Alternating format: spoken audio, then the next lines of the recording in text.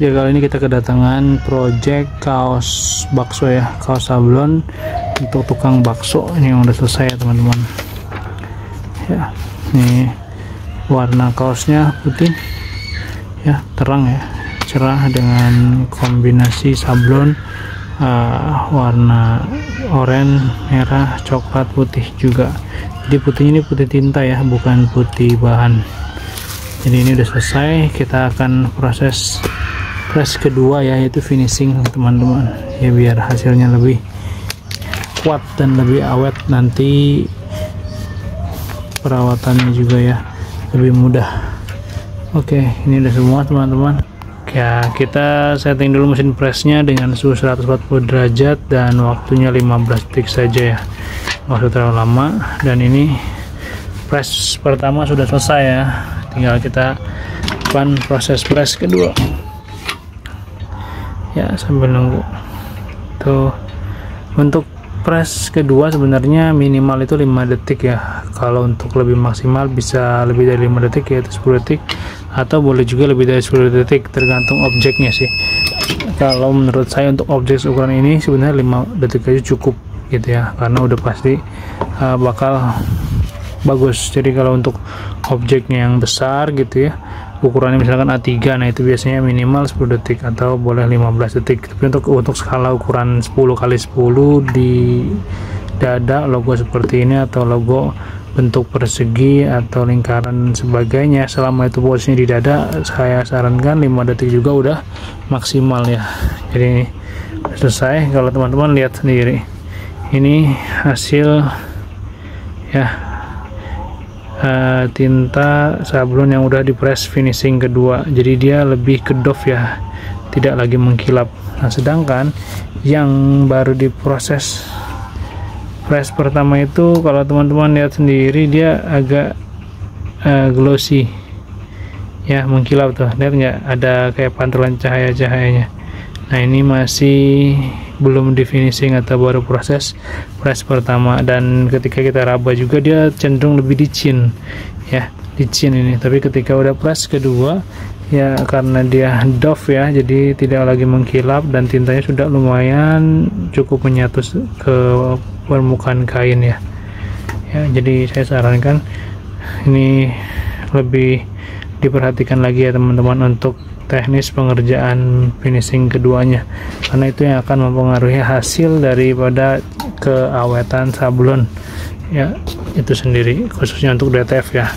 Jadi kalau mau maksimal, dimaksimalkan proses finishing kedua ya teman-teman ya. Pastikan ketika ngepress ini di area mesin cetak tidak ada benda-benda yang mengganjal sehingga mengakibatkan objek itu lebih tinggi daripada permukaan yang akan kita sablon. Misalnya di bagian tengah ada benda mungkin kecil ya yang mengganjal sehingga permukaan press itu tidak merata, jadi posisi media sablonnya tidak terkena sablon secara keseluruhan.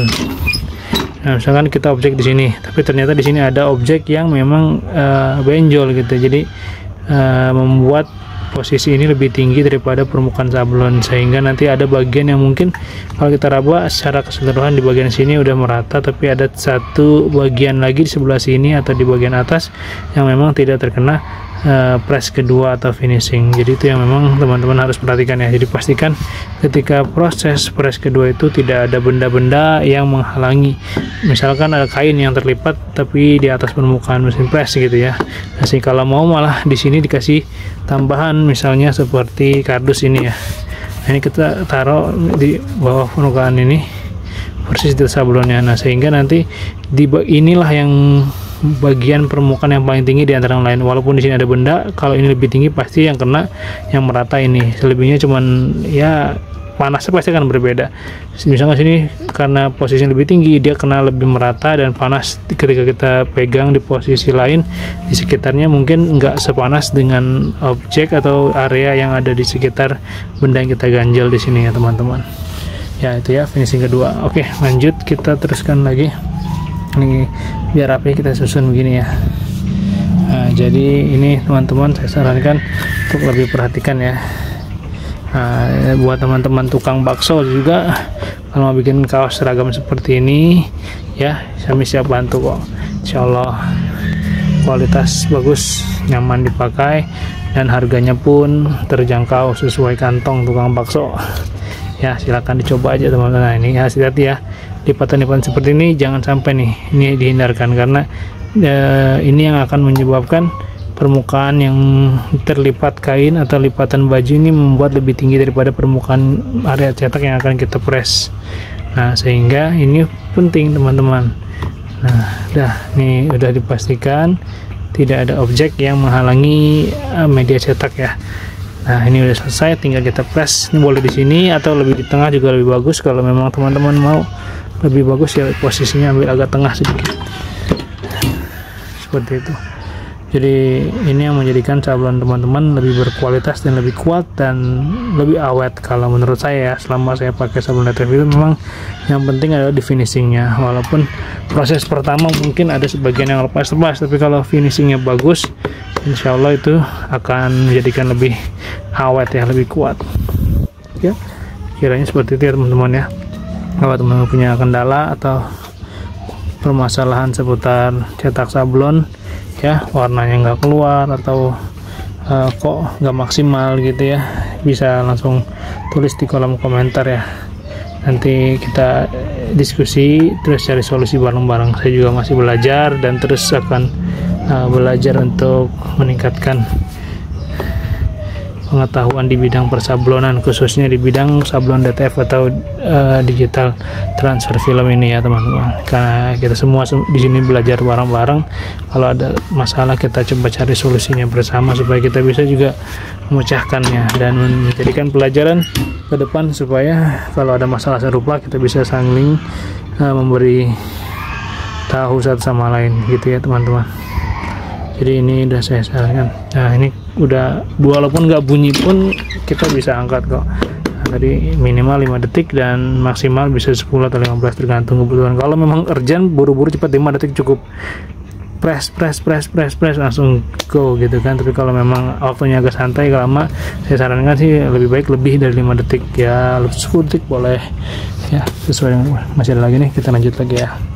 Oke, kiranya itu ya teman-teman ya. Kalau teman-teman butuh jasa sablon untuk cetak kaos seperti ini atau sejenisnya ya, kaos es campur, bakso, atau dagangan makanan kuliner yang lainnya, silakan aja langsung kontak ke Cetak di nomor WhatsApp yang tertera di video ini, atau tulis kolom komentar, nanti kami akan reply, kita akan balas ya dengan kirim nomor WhatsAppnya. Oke, terima kasih sudah nonton video ini teman-teman.